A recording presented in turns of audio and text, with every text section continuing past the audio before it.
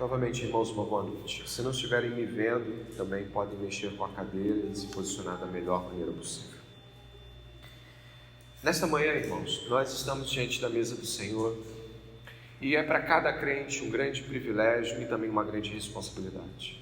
O texto de Paulo, que é um texto que ecoa os outros textos dos evangelhos, nos trazem exatamente esta proporção: privilégio grandioso, responsabilidade grandiosa. Não estamos em uma refeição qualquer. Essa mesa foi posta pelo Senhor e nós precisamos estar diante dela conscientes do que ela é, do que ela se trata e quão grave é estar indignamente diante dela. Para isso, eu gostaria que os irmãos pudessem me acompanhar. Eu estarei falando de dois aspectos da mesa do Senhor. Eu estarei falando da mesa, daquilo que ela representa enquanto perspectiva pascal, e estarei falando da nova aliança. E durante todos os momentos, eu gostaria que você estivesse com o coração bem aberto. Aqueles que copiem meditando naquilo que estão escrevendo. Aqueles que estão ouvindo, estejam olhando para o texto bíblico, voltando para o coração de novo, indo no movimento de ir e voltar, olhar, virar para si mesmo e meditar sobre essas grandes verdades. Talvez o versículo mais marcante aqui, e que vai ser o versículo no qual nós vamos nos atentar mais, está aqui no verso de número 24 e 25, dê uma olhada por favor. Tendo dado graças, o partiu e disse: isto é o meu corpo que é dado por vocês, façam isso em memória de mim. Do mesmo modo, depois da ceia, pegou também o cálice, dizendo: Este cálice, é a nova aliança no meu sangue. Eu friso novamente, no meu sangue. Façam isso todas as vezes que o beberem, em memória de mim. A Bíblia nos apresenta Jesus como o Cordeiro Pascal. É isso que João nos orienta quando nós lemos aqui que João aponta para Jesus no batismo e diz o seguinte acerca dele: eis o Cordeiro de Deus que tira o pecado do mundo. Jesus Cristo é o Cordeiro que Deus entrega. Sabe ali onde você leu, traiu, na noite em que foi traído? Você deve ter lido aí junto comigo no verso 23, né?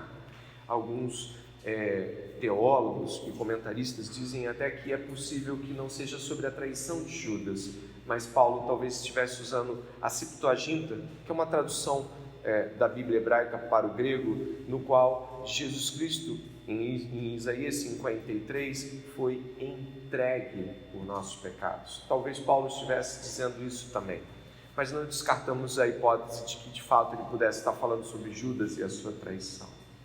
Mas Jesus Cristo, de fato, em Isaías 53, diz que ele foi entregue pelos pecados do seu povo. Isso significa que Deus ofertou o seu próprio Filho.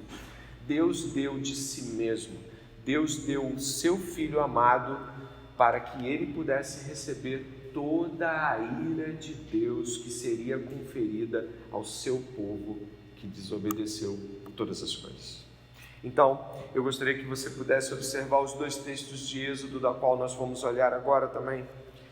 Quando o povo está para sair do Egito, o povo deve fazer um sacrifício diferente. Ele vai estar imolando um cordeiro ou cabrito e vai estar passando o seu sangue nos batentes da porta.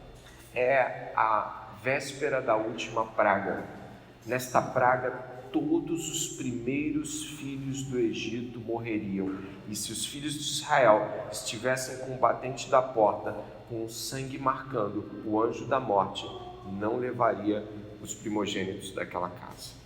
Então, é dito em Êxodo 12, 5 a 7, que o cordeiro será sem defeito, macho de 1 ano, podendo ser também um cabrito. Vocês guardarão o cordeiro até o 14º dia deste mês, e todo o ajuntamento da congregação de Israel o matará no crepúsculo da tarde.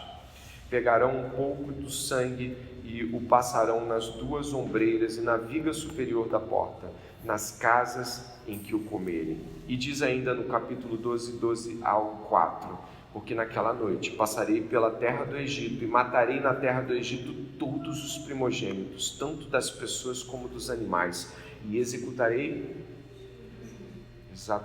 juízo sobre todos os deuses do Egito. Eu sou o Senhor. O sangue será um sinal para indicar as casas em que vocês se encontram. Quando eu vir o sangue, passarei por vocês, e não haverá entre vocês praga destruidora, quando eu ferir a terra do Egito. Este dia lhe será por memorial, olha as palavras do Senhor, em memória de mim. E vocês celebrarão como uma festa ao Senhor, de geração em geração. Vocês celebrarão este dia por estatuto perpétuo. Nós estamos aqui ecoando exatamente esta mesma mensagem. Antes de que o Senhor execute o juízo sobre toda a terra, Ele passa o sangue de Cristo em nós. Mas haverá um juízo onde todos os deuses da terra serão colocados em posta em vista daqueles que não receberam a Jesus Cristo. Isso vai acontecer ainda. Este juízo dos primogênitos do Egito, ele preconiza, ele aponta para aquilo que vai ser o fim da geração dos homens. Um dia, o anjo da morte passará por todas as casas, por todas as pessoas, e aquelas que não estiverem com o sangue de Jesus serão exterminadas. Nós estamos falando de algo que aponta para a nossa realidade. Jesus Cristo, então, é o sangue do Cordeiro. Ele derrama o sangue do Cordeiro sem mácula. E todos aqueles que estiverem aqui nesta manhã, marcados com o sangue de Jesus, não verão a segunda morte. Isso é magnífico, isso é grandioso. Nós estamos diante de um cenário que já aconteceu em tipo, mas acontecerá efetiva e totalmente para toda a humanidade. A igreja entendeu isso. Amém? Mas Jesus Cristo também traz um pão. Como vocês sabem, ele fala que o corpo dele é o pão, e o pão simboliza os seus sofrimentos. Olha o que diz Deuteronômio, capítulo 16, verso de número 3. Na Páscoa, vocês não devem comer pão fermentado. Durante 7 dias comam pães sem fermento, o pão da aflição, porque às pressas vocês saíram do Egito, para que todos os dias da vida vocês se lembrem do dia em que saíram da terra do Egito. Jesus aponta esta realidade para ele. Ele é o pão do sofrimento. Ele está quebrando aquele pão diante dos nossos olhos e mostrando que o pão da aflição estava nele. Nós precisamos compreender os elementos para que nós estejamos diante da mesa do Senhor com a compreensão exata do que nós estamos falando. Ele está se referindo à sua e à minha redenção em seu corpo. Seu sangue nos livra da morte eterna pelos nossos pecados. E o seu corpo é o pão da aflição, onde Deus esmagaria em ira aquilo que merecíamos receber. Nós estamos diante do cumprimento profético daquilo que Jesus apontara lá no Êxodo, mas que agora o povo de Deus pode viver em sua plenitude com o seu sacrifício. Então, nós estamos falando da Páscoa e nós estamos falando de Jesus, o Cordeiro Pascal. Nós estamos falando de Jesus, o pão das aflições. Nós estamos falando de Jesus, que nos cobre do pecado, de tudo que nós fizemos e nos limpa e nos coloca diante de Deus para passarmos pela morte e vivermos. Isso é grandioso, isso é maravilhoso, isso é a redenção que Jesus conseguiu e obteve com seu sangue. Glória a Deus por isso. Nessa manhã você pode imaginar que existem pessoas entubadas nesse momento. Existem pessoas agora nos CTIs, existem pessoas agora olhando para caixões com seus avós, tios, filhos, primos, e olhando para aquela cena de tal modo a dizer: acabou, nunca mais vou ver. E olhando para aquele caixão, olhando para aquela morte, também estão refletindo sobre sua própria morte, dizer: não tem jeito de escapar desta vida, acabou, é isso aí. Então, isso que nós estamos ouvindo nesta manhã é de que esta é a nossa vitória, a vitória sobre a morte. Aqueles que aqui estão envelhecendo não precisam temer a morte. Os jovens que vão pelas ruas sabendo de que há assaltantes, há bandidos, há balas perdidas e há todo tipo de violência em nosso meio, não devem temer a morte. Não tememos a Covid como os outros temem. Não tememos as coisas do modo como as outras pessoas temem. A morte está vencida. Onde está a morte do seu aguilhão? O aguilhão foi quebrado. Jesus Cristo venceu a morte, irrompeu em vida. Numa madrugada de domingo, os soldados batem desesperados em retirada, porque anjos arrastam a pedra. Jesus Cristo ressuscitou. Seu corpo, machucado ou não sabemos se ele ainda estava com os ferimentos sendo cobertos e recuperados, não sabemos se Tomé tocou numa ferida ou ele tocou em alguém sem ferida nenhuma e falou, mas você não estava todo furado? Não sabemos se eram as chagas ou se eram necessariamente uma cura milagrosa, mas quando Tomé olhou um morto que voltou, ele disse, Deus meu. E nós podemos essa manhã olhar e dizer, meu Deus, todos temem a morte, menos eu. Esta manhã é uma manhã de vitória. Não há nada que devemos temer. O que nos pode fazer o homem? Nada. Ele não deixará que os seus santos vejam corrupção. Seu corpo será refeito em Cristo Jesus. Não haverá mais morte, nem dor, nem medo, nem desespero. Só alegria e paz, contentamento e uma vida inimaginável para a gente hoje. Glórias a Deus. Mas estamos aqui ainda. Então, já e ainda não. E eu gostaria que você pudesse refletir então sobre a segunda parte a que lhes falei. A primeira é a Páscoa, a vitória sobre a morte. A segunda é a nova aliança. E eu gostaria que você prestasse bastante atenção na nova aliança.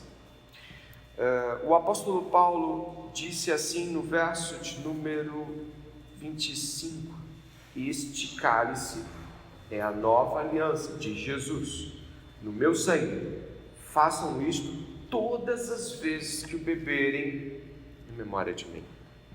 Se nós já entendemos os elementos que estão diante de nós, que eles representam as aflições de Israel no Salvador Jesus Cristo, que eles representam o sangue que nos cobre de todos os nossos pecados e nos livra da morte eterna. Se já entendemos os elementos, eu gostaria que você pudesse pensar comigo sobre a aliança.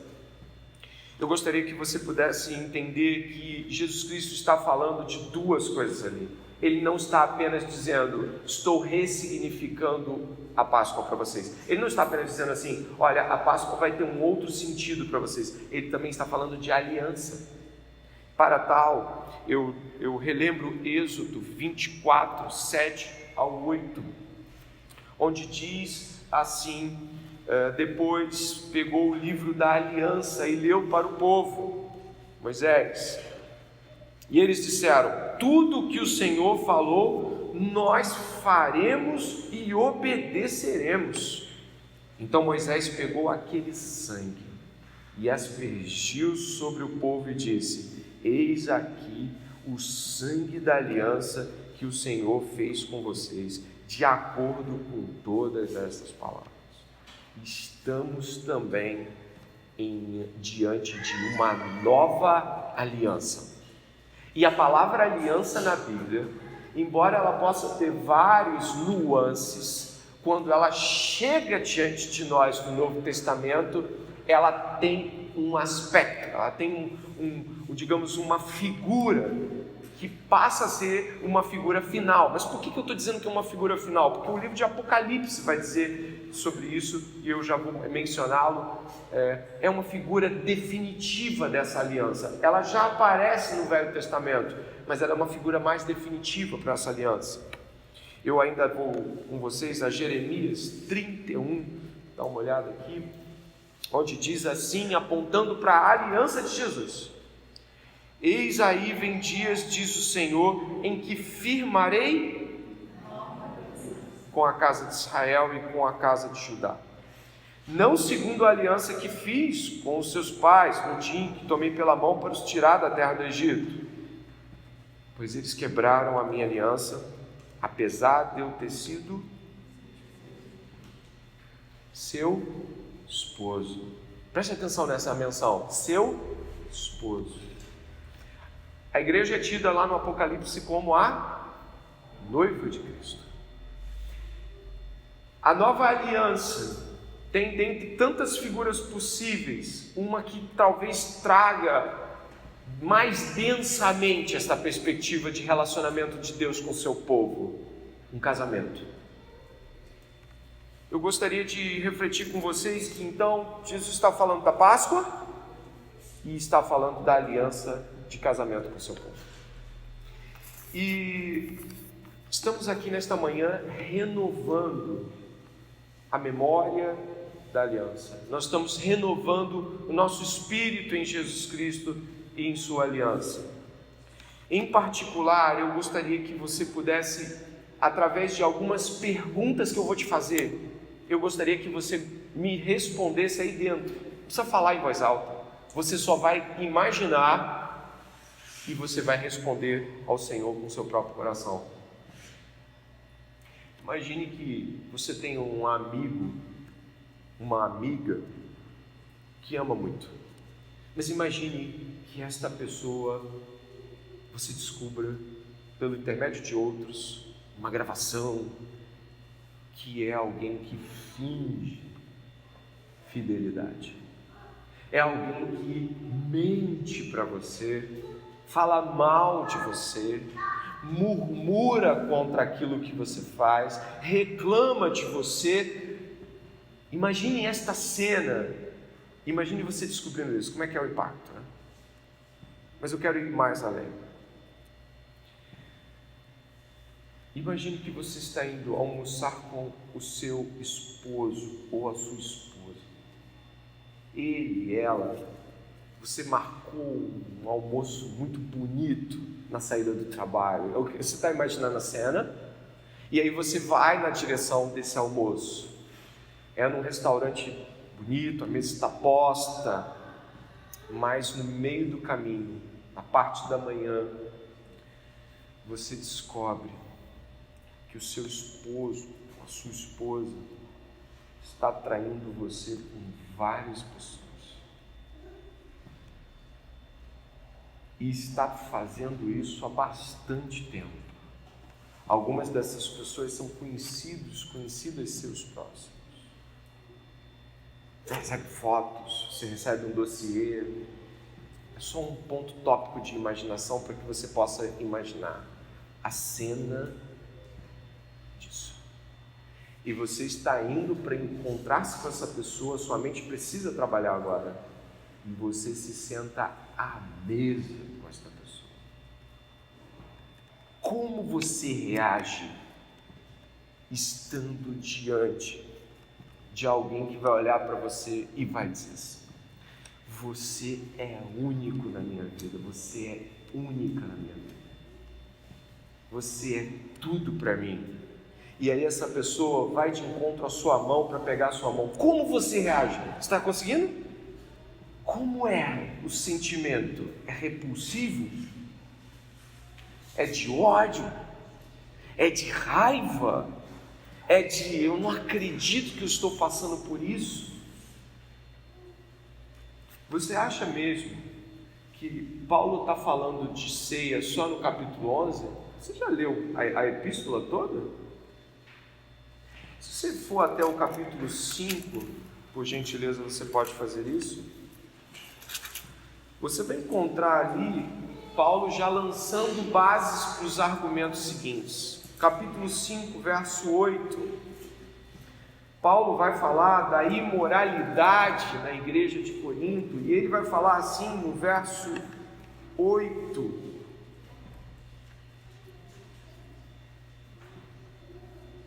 eu vou começar do 5, 6, tudo bem assim? Olha lá: não é bom esse orgulho que vocês têm. Por acaso vocês não sabem que um pouco de fermento leveda a massa toda?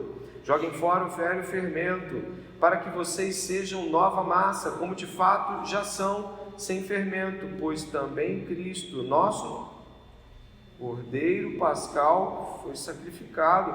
Por isso celebremos a festa não com o velho fermento, nem com o fermento do mal e da maldade, mas com o pão sem fermento, o pão da sinceridade e da verdade. Ele está projetando o que nós vamos encontrar mais à frente. Agora vá até o capítulo 10. Dê uma olhada no capítulo 10, por favor. Capítulo 10.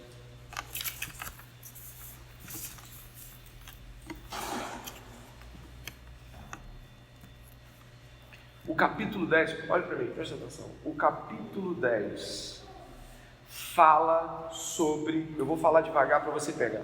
O capítulo 10 fala sobre a reação de Deus enquanto a infidelidade de Israel. O capítulo 10 fala de como Israel foi infiel a Deus em tudo e como Deus reagiu à infidelidade de Israel e como Paulo estava usando o exemplo de Israel para tratar o coração daquela igreja quanto a como deviam ser fiéis a Deus, como deviam abandonar os ídolos, como deviam se portar. Repare que ele começa falando no capítulo 10, olha, irmãos, não quero que vocês ignorem que os nossos pais estiveram todos sobre a nuvem, e todos passaram pelo mar, e todos em Moisés foram batizados, tanto na nuvem como no mar. Ele está começando a trabalhar a questão de Israel na igreja de Corinto. E vai dizer ainda, todos eles comeram do mesmo alimento espiritual, e beberam da mesma bebida espiritual, porque bebiam de uma pedra espiritual que os seguia, e a pedra era Cristo. Ele já entrou com a ideia ali, olha, a pedra era Cristo. Eles não estavam senão diante do próprio Cristo em seus atos de infidelidade.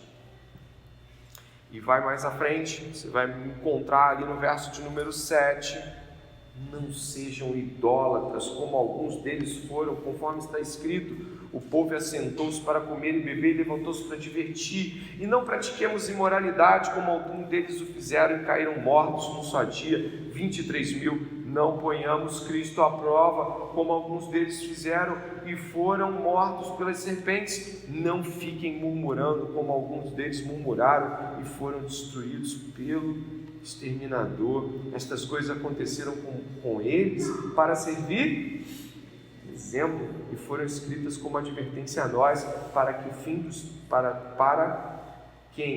dos tempos tem chegado. E ele vai considerar isso mais à frente no verso 15, dizendo o seguinte: não é fato que o cálice da bênção que abençoamos é a comunhão do sangue de Cristo, e não é fato de que o pão que partimos é a comunhão do corpo de Cristo, porque nós, embora muitos, somos unicamente um pão, um só corpo, todos nós participamos do único corpo, único pão. Verso 18, considerem o Israel segundo a carne. Não é verdade que aqueles que se alimentam dos sacrifícios são participantes do altar? O que quero dizer com isto? Que o que é sacrificado ao ídolo é alguma coisa? Ou que o próprio ídolo tem algum valor? Não! Digo que as coisas que eles sacrificam são sacrificadas a demônios e não a Deus. E eu não quero que vocês estejam em comunhão com os demônios. Vocês não podem beber o cálice do Senhor e o cálice dos demônios. Não podem ser participantes da mesa do Senhor e da mesa dos demônios. Ou provocaremos ciúmes no Senhor? Somos por acaso mais fortes do que Ele? Este senso de juízo de Deus, enquanto a infidelidade de seu povo vai culminar nas realidades que você vai encontrando até que Paulo dá a carta final sobre a ceia do Senhor. E ele vai fazer um plantel de infidelidades aqui. Ele vai falar de murmuração, ele vai falar de participar de idolatria, ele vai falar de imoralidade, ele vai falar de uma gama de coisas que desaprovam a relação com Deus. Eu coloquei um texto em Crônicas, eu acho que está aqui, não? Ele que diz aqui, ó, nossos pais foram infiéis, fizeram o que o Senhor, o nosso Deus, reprova e o abandonaram. Agora preste atenção no que eu estou dizendo para você.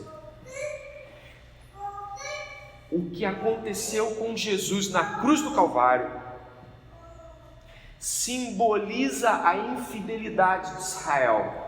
Ou seja, Jesus está na cruz do Calvário pagando pela infidelidade, Ele está pagando pela idolatria, Ele está pagando por tudo aquilo que Ele vai precisar fazer para que o seu povo seja redimido nele. Paulo lá na frente em Coríntios 11 vai dizer que devemos comer, estar diante da mesa do Senhor dignamente, discernindo o corpo, ou seja, discernindo o pão das aflições, discernindo o corpo de Cristo, discernindo o que nós estamos fazendo aqui. Eu mexi com as nossas sensibilidades ao imaginar-se diante de uma refeição com um cônjuge infiel. Eu gostaria que você pudesse se imaginar diante de uma mesa com um cônjuge em que você olha e sabe cada uma das coisas terríveis que ela está fazendo.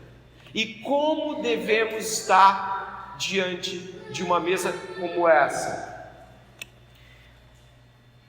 Você tem sido fiel? Eu tenho sido fiel a Deus? Eu tenho me apresentado diante desta mesa como quem se prepara para encontrar-se com um noivo. O Senhor olha para nós esta manhã e aponta-nos para uma realidade de aliança. Nós temos uma aliança com Deus. Nós juramos a Deus fidelidade. Quando nós bebemos o cálice e comemos o pão, nós estamos jurando fidelidade a Deus. Paulo está dizendo: vocês estão provocando ciúmes de Deus. Deus casou-se com nós em Cristo Jesus. Ele assumiu uma aliança perpétua conosco. Não devemos ter amores além de Cristo. Não devemos ter nossos corações espalhados por aí, como um cônjuge sente quando sabe que os melhores sorrisos não são para ele ou para ela. Você está imaginando? As melhores gargalhadas. O amante separa o melhor tempo para outra pessoa. A amante separa para o seu amante os melhores sorrisos, o tempo mais disponível. Tiago nos diz, e você lembra disso, que nos chama até de adúlteros, porque quando a gente pede coisas a Deus para usar sem Deus, você já leu isso? Olha que coisa triste. Será que você conseguiria medir o tamanho da fúria, da tristeza, do amargor que é estar diante de uma mesa e saber que a mente e o coração daquela pessoa que você ama tanto está distante de você? É isso que o profeta Isaías diz quando fala sobre o nosso respeito, apontando para Israel e talvez para aqueles que aqui hoje possam estar recebendo também essa palavra como uma palavra de Deus no seu coração. Seus lábios estão falando de mim, mas seu coração está onde? Distante. A infidelidade a Deus mostra-se pela passividade, mostra-se pelo distrato, pelo descaso de estar diante dessa mesa e falar: está tudo bem, isso aí, vamos lá pastor, vamos para EBD, vamos para não sei o que das contas. Fomos fiéis a Deus no último mês, fomos fiéis a Deus ontem, ou estávamos nos prostituindo e adulterando os nossos corações com tudo que nos cerca, que foi dado por Deus para que pudéssemos trabalhar, compartilhar, viver. Mas onde estão os nossos melhores sorrisos? Onde estão os nossos maiores afetos? Onde estão os nossos maiores júbilos? Você que é casado ou que vai ser, imagine-se em uma situação de infidelidade diante de alguém que fez juras e votos a você. Meu Deus, estamos diante do Senhor esta manhã e ainda assim podemos estar achando que está tudo certo, um cisquinho ou outro, e achamos que o pecado é só um errozinho, uma ponta de uma curva que a gente não foi muito legal, quando na verdade o pecado é infidelidade em relação a Deus. O pecado demonstra que o nosso coração não está de todo reto, mas inclinado às nossas próprias vicissitudes. como você responderia à infidelidade? Alguns diriam assim: nunca mais olho para este homem, nunca mais essa mulher me toca. Não é isso? Nunca mais, não me mande mensagem, não fale comigo, não me olhe, não me toque. Como é ser tocado por alguém que você sabe que deseja outro? O nojo, o asco, o pavor. Nós temos dificuldades com isso quando isso acontece assim, não é? Mas esquecemos que estamos assim com Ele. Aliança. Estamos em um juramento, estamos em um casamento de fidelidade perpétua com o nosso Senhor. E podemos realmente não perceber como a infidelidade do crente machuca Deus. Jesus Cristo tem sentimentos, Deus sente, Deus nos ama. Não foi isso que cantamos aqui? Ele cuidará de nós, Ele nos ama. Não é isso que cantamos, mas nós o amamos. Nós de fato estamos diante dessa mesa exclusivos a Ele. Tem uma palavra do Novo Testamento, no Velho Testamento, que traduz essa exclusividade de maneira eclesiológica: santidade. Ser separado para Deus. Indo para os minutos finais dessa pregação, ainda quando somos infiéis, Ele permanece fiel.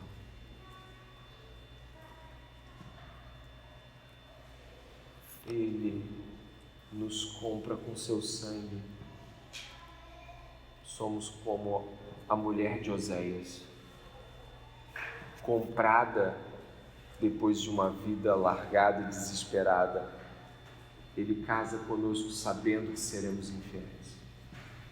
Ele faz um banquete, um jantar, eu vou usar uma metáfora extremamente um jantar à luz de velas.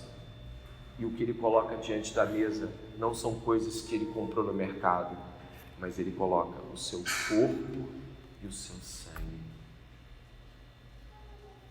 Com que mãos tomamos os elementos desta manhã? Como podemos estar diante do Senhor, se não nos examinando e pedindo ao Senhor perdão? Os melhores momentos do último mês, os tempos de oração.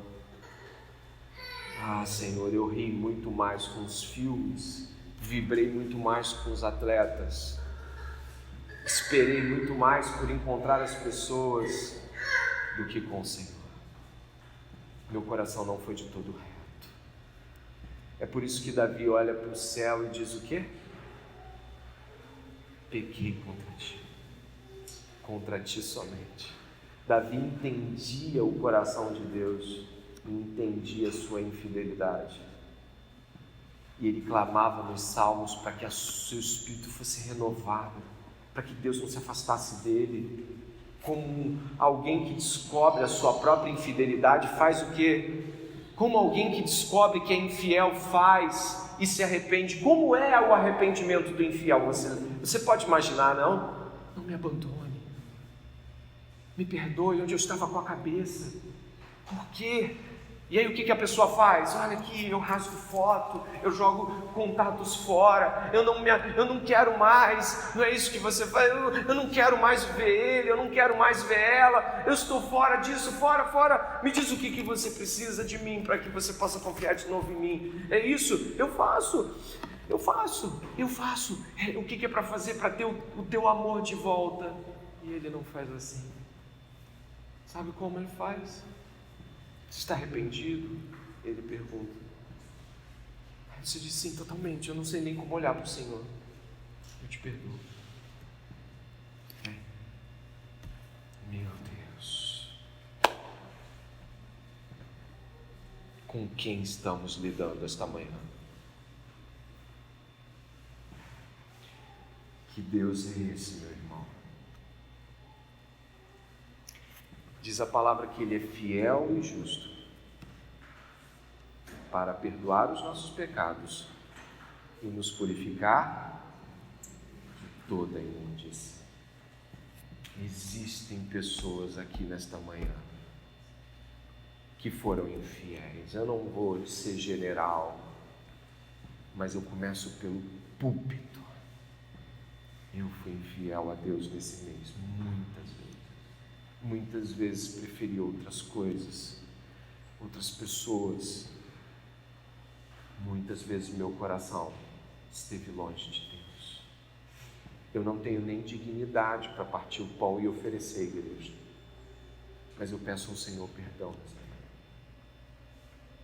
E eu peço que eu possa estar aqui e que Ele possa, ainda assim, ainda sendo infiel, Ele possa me receber nessa manhã. E eu clamo ao Senhor que Ele possa tornar-me mais fiel a Ele, que o meu coração se alinhe ao Senhor e que eu possa estar diante dEle na próxima ceia, não com dignidade adquirida, mas com uma consciência mais apurada da minha fidelidade ao Senhor, do meu casamento com Ele, e que cada um de nós aqui possa se examinar nesta manhã e dizer a si mesmo se responderia à infidelidade de alguém como Ele responde a nós. Ele é bom. E que nesta manhã você e eu possamos ter a consciência de que não temos justiça diante do Senhor esta manhã, mas Ele tem sido fiel. Eu peço que você reflita sobre a sua infidelidade e sobre a bondade de Deus, que mais uma vez é colocada diante do Senhor, de nós aqui. O Senhor te ama, Ele cuida de você, mesmo quando você pensa em outras pessoas, em outras coisas, sem Ele. Ele não arranca de você e de mim a bondade, e nem nos arranca as coisas que temos, só porque estamos gastando com outras pessoas. Ele espera que venhamos a Ele e peçamos perdão.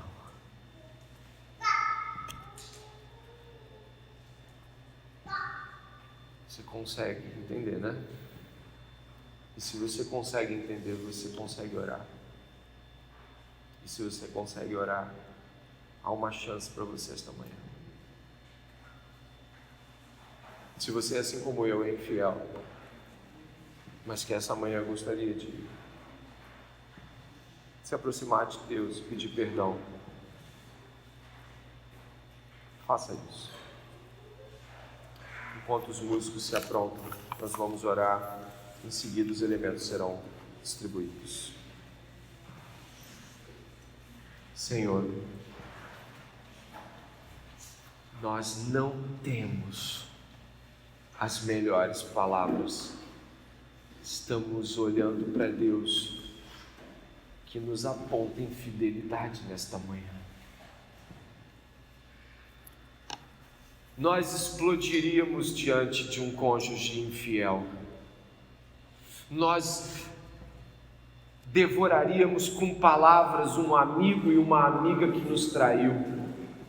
Nós estaríamos com ódio e raiva descobrindo a infidelidade de quem amamos, mas infelizmente não conseguimos olhar para as nossas próprias infidelidades.